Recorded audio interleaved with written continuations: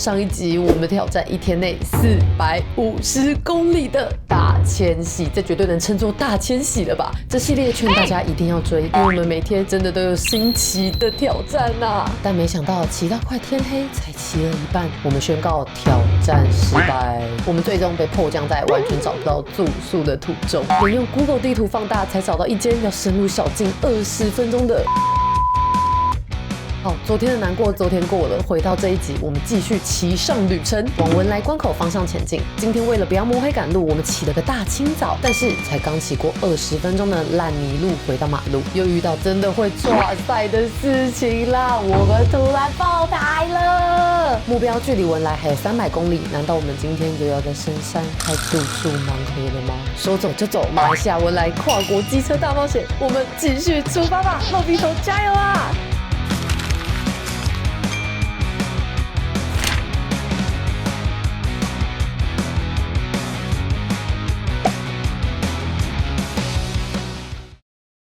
我忘记是西马还是这是东马的玩法，他们所有的电灯非常的节省，都会有这个电源，你永远都要先打开那个电源，你才可以开里面的电灯。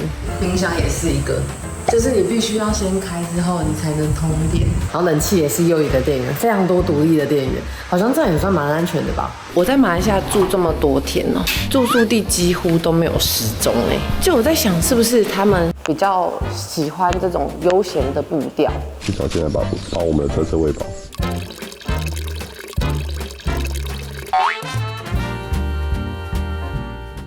好，猛虎出闸。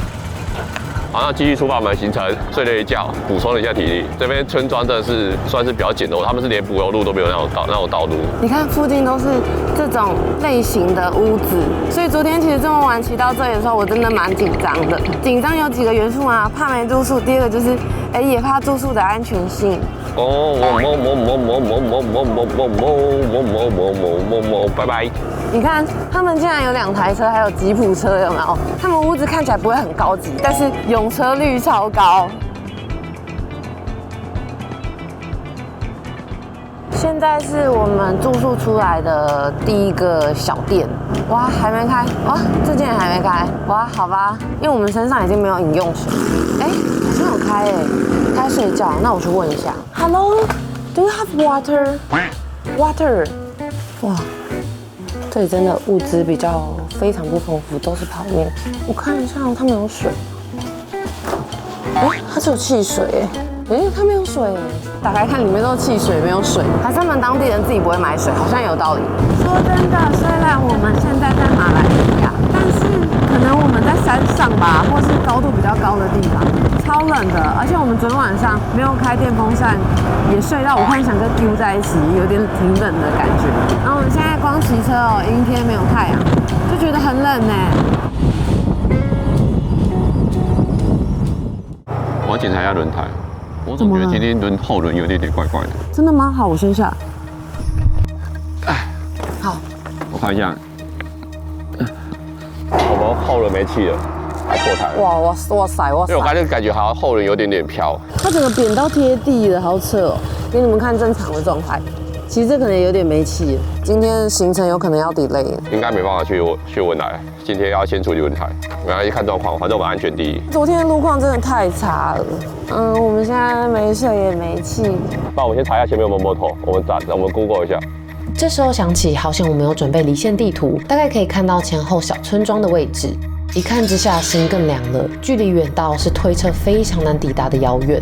其实这时候我跟阿翔真的蛮心力交瘁的。这趟旅程每天都有惊奇。我们行前才去机车行检查过，2天前车牌消失时也才又去机车行检查轮胎打气过，都是经过师傅确认没有问题的。但可能因为这段路的路况碎石路太多太连续，轮胎还是发生了意想不到的状况。当下我内心是真的超级慌张。阿翔看起来很冷静，但我了解他，在遇到状况时，他常跟我说，一起冷静才能够效率的解决问题。所以我知道他看起来平静的表面，其实肯定跟我一样波涛汹涌。刚好有一台在地人的小货卡，我下意识地向他挥手，我想拜托他能不能帮我们联系邻近的道路救援。在你真的陷入无助的当下，我想起长辈常说的，钱能解决的都算事小。大哥停下车，一看到车胎的状况，他选择的是直接开门走向我们。Our tire is broken. It cannot walking anymore. Where you come from? We come from Taiwan. Taiwan. Yes. Parking over there. Okay. 他跟后面的乘客讨论这样的状况，他们也没有工具。大哥开始拨打手机的电话，但也因为这里讯号很差，还有现在这个超早的时间点，结果东马沙巴人直接原地把我吓哭。因为这轮胎已经走不了了，然后这里又完全没村庄，然后查村庄要1个小时。他突然走上驾驶座，我以为他放弃，后续会如我一开始想象常态的走向离开这里。结果他把车开到我们的前面，用马来语请后座的乘客一起帮忙。Thank you a lot。接着所有的男生下车，跟阿翔一起吆喝着节奏，一起卖力的把摩托车抬上汽车。哇，但是要扛的，我们一直把它扛上去。我看着眼前这些陌生人在忙着机车，在挪出空间、移动位置。大哥专业的拿出神奇的道具粗长绳，先是绕过车头座位的后背，再回到后面捆着固定着机车。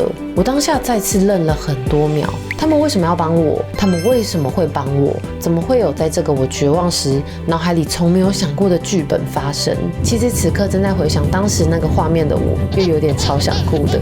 当下我也不知道，我哭是因为觉得太聪明的惊喜，还是因为这一切突如其来的感动。大哥说修车行电话都打不进去，所以要直接载我们过去。于是这台抬神轿救援车就这样出发了。在上面也是怪恐怖的，就是了。所以呢，他们帮你绑住，而且旁边那个男生还一直帮忙抓着机车。我现在真是超好笑的，你知道吗？我在汽车上骑机车，其实非常费力，因为我一直用脚盯着。我们好像有参加什么奇怪的 tour， 旁边村庄的人都看不懂你在干嘛，觉得真心的非常感谢。我都跟你说，东马人都蛮好的，我根本没什么在担心的。中途我想拍摄记录时，注意到有好几双大大小小的手指头，扶着与他们不相干，这辈子也不知道会不会再相遇陌生人的摩托车。跟后座的哥哥姐姐们聊天，才知道哦，原来他们是正要去上班的人。当下有点2度触动我的哭点，是阿翔现在的姿势很像抬神轿的画面笑哭呢，还是每一双善良的援手呢？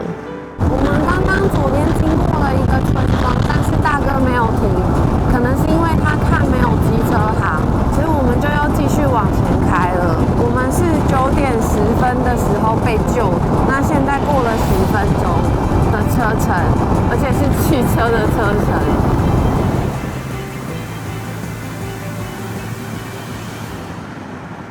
啊，这是干妈店哎。反正我觉得这边是个蛮大的村落，这边有可能有。不是哎，哦，他走好远哦，他开到了奇怪的路线，而且好险我们还是拦到这种小户，要不然一般的那种小轿怎么帮我们？原本是想说他能不能帮我叫维修的上来，因为假设在台湾应该是这样。他直接把他机车放上去，我都傻眼，哇，这很重。现在我们要往村庄转进去了，但是不知道机车行有没有开。没有开，我们就在这附近等休息啊，等他开门而已啊。This one。果然，我担心的事情还是发生了。这个时间点，摩托车行没有人在。我跟阿翔对大哥说，不然在这里把我们放下来，在店门口等到营业就可以了。大哥一边说这间比较多专业的工具真可惜，一边发生了意想不到的展开。没想到大哥方向盘一转，直接开走。因为大哥跟我们距离太遥远，这时候离大哥位置近的人跟我们说，他们要再绕去另外一间碰碰运气。我跟阿翔再次惊讶的面面相觑。结果他们说那间没有开，现在要带我们去别间。就这样，我们到了下一家摩托车行，好像有机会。这有卖轮胎啊，看起来有卖轮胎。一抵达，看到有人在店里，但心里的石头还是不敢放下。大哥帅气的下车，跟老板交代我们的状况，还再三的确认这里可以维修我们的车胎吗？店家点点头肯定之后，大哥跟我们说没问题。大家一起默契的把摩托车神轿抬下来，我心中的大石头也才卸下来了。Terima kasih, you come. Thank you. Thank you. Thank you so much. Thank you. Terima kasih. So if you want to anything, just ask me. Okay, I love Sabah. Okay. 大哥这时候才有机会跟我们小聊天说他来自这个村庄。我突然吓到，那不就代表他们早上去上班已经开了半小时，遇到我们开回来再加半小时，现在又要再开回去上班，又再加了半小时。Thank you so much. No, really. No. 真抱歉在马来西亚上演这么老土塞钱的戏码，但我们真心诚意无以回报的感谢，我们铁了心，大哥你得必须收才准走。No, you keep we have it. to because we are Malaysian. This is my village. No, please, I'm crying. It's okay. Don't. 我们当下能感谢的方式，希望能补贴他们的付出，或是请拿去享用一顿美食。但大哥超扯的反应，真的又要逼哭人了。他说好几次，我们是外国人，需要帮助，也只要记得他是来自这个善良的村庄，还有他是真的真心只是想要帮忙而已。我们塞来塞去4、5次，也上演了好，我假装答应你开走，我再丢在副驾。结果他更狠，停下车来，走回来，把钱又全部塞给我，跟我说不要再给了，这样他开走会危险。于是我们放弃了，在原地90度大力的挥手鞠躬，想要目送你们离开，想要跟你们说，今天早上覆盖我心中令人沮丧的乌云被你们全部赶走了。小时候对大人世界期待的美好，今天再次证实还是存在的。我们的心好温暖，后面的一路旅程将会带上你们的礼物，幸福的能量，这就是我们追求且珍惜的旅行的意义。哦，对了，还真的是用钱买不到哎。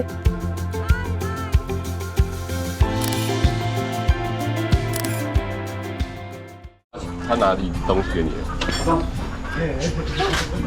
How much? Free. No, thank you. We can buy. Free. Oh my god, you're so kind. 给他10块好了。不然你一起跟他买个水吧。I also buy water. No, never mind. It's okay.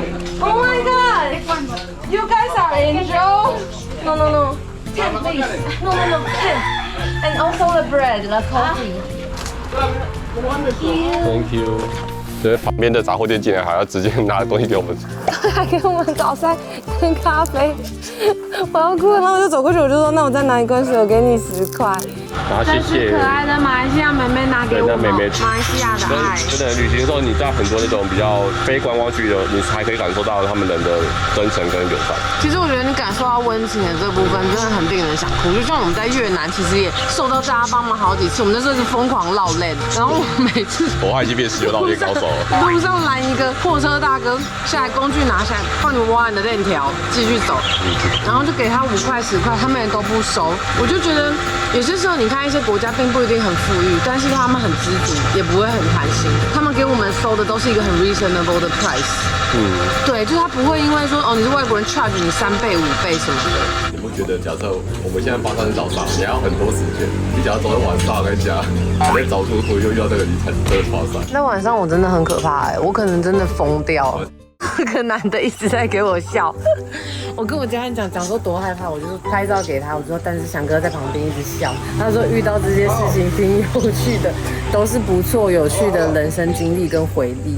这男的太狠了。我妈妈一推车嘛，不然就我又不是没在台湾推过车，我在台湾山上也推过一次车，皮带断掉，推了2、3个小时啊，顶多就推出来。可是我们刚在深山我台湾也在深山我那个还有陡，还有坡度真的假的？对啊，我推2、3个小时虽然这间机车行感觉没有特别的华丽、特别的好，但是它的生意非常的好，一直有刚刚有4、5台车来过，然后机车也陆续都有来买补给品啊，或是调整机车。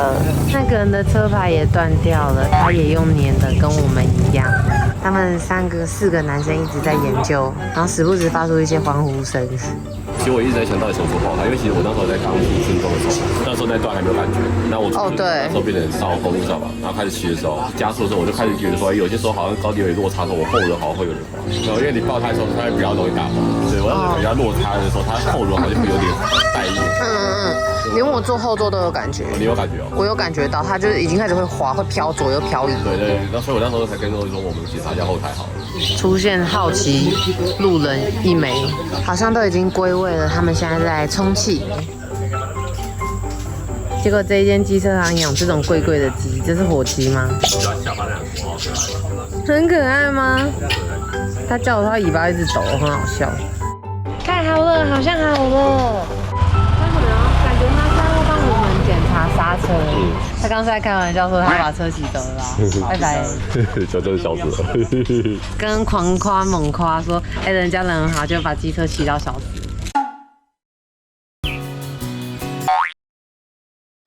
Thank you， 拜拜。特利马卡西，他们人真的很好，谢谢招待，还有饮料跟面包。那我们现在要前往下一站加油站了，终于顺利出发喽！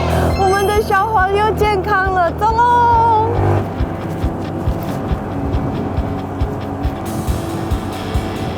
其实说真的，就是失而复得之后才觉得很珍贵。像现在我觉得小黄可以正常的跑，就觉得好棒哦，就很珍惜这些东西。然后刚刚我们修机车，他换胎啊，还有帮我们检查全部的胎压跟刹车整个调整。然后他说是97块马币，然后我们就说哦谢谢他们，就给他们100块，就说不用找没关系，不然他们原本也是有打算要找我们钱，算是一个小小的感谢。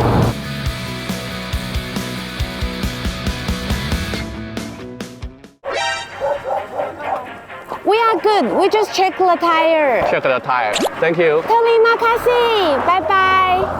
哇，警察看我们怎么了？怎么停下来？翔哥现在检查一下轮胎，看起来正常。看起来正常，因为他刚刚说骑的时候有点小飘飘，也有可能是那边沙比较多。可能是我现在太敏感了。那警察人也很好，感觉应该吧？他刚刚感觉是我们还好吗？然后我停下来傻眼，回头后面警车，他听到我们没事就走了，他也没有说要临检盘查什么的。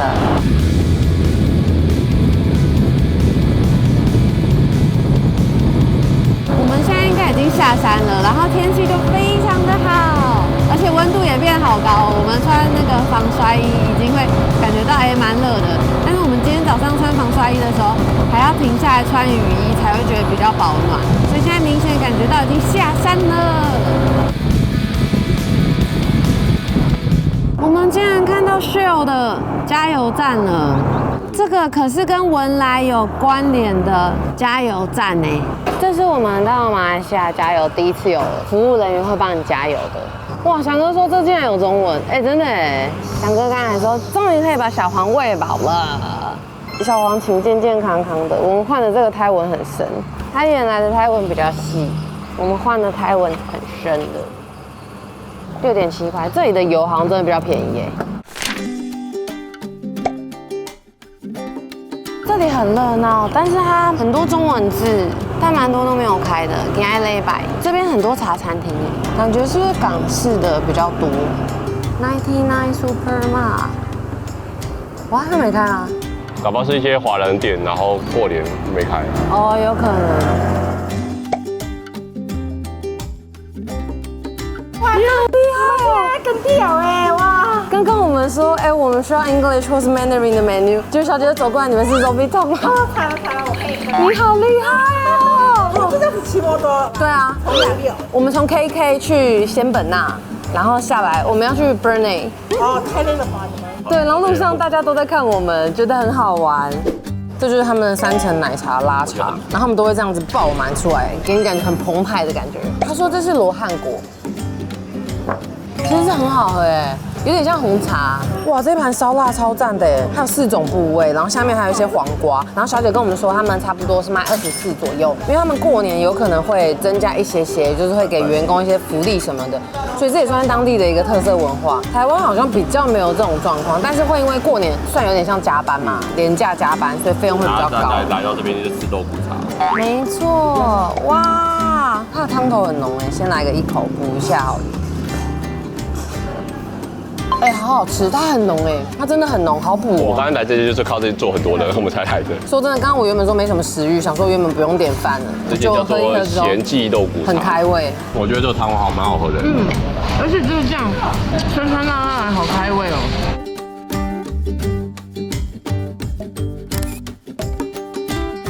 baby， 拜拜，新年快乐！他们很温柔，而且真的好吃哦，是真的好吃，肉完全不干，然后非常的香滋润，酱料也很厉害。看一下，现在时间是下午1点，还有170公里左右，在3个小时左右应该就可以到达文莱的关口了。再加上过关口后，大约1个小时就可以到达文莱的市区。我心里想了一下，这样子应该还来得及在天黑之前抵达吧。而且即使来不及过关口，至少我可以先想办法住在附近。所以我们决定继续出发，打算先走一步算一步。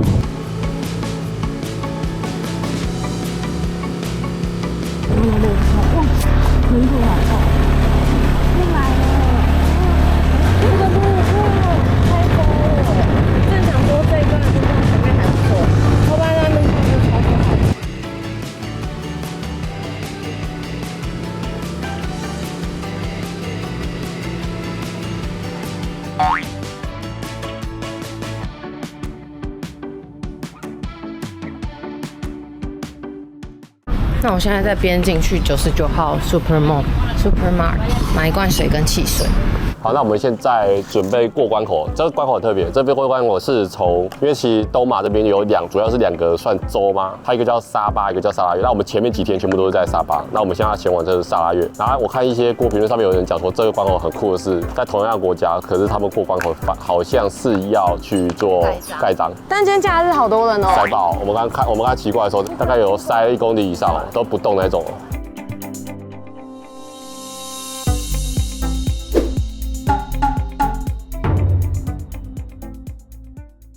热里头的这趟马来西亚文莱跨国机车大冒险，下午就即将面临最关键的部分。怎么会变成搭船？搭船？这样可以吗？这样我们会不会变非法入境之类的？我们现在是边境孤儿。身为外国人的我们，真的可以用马来西亚的车牌进入神秘的国度文莱继续冒险吗？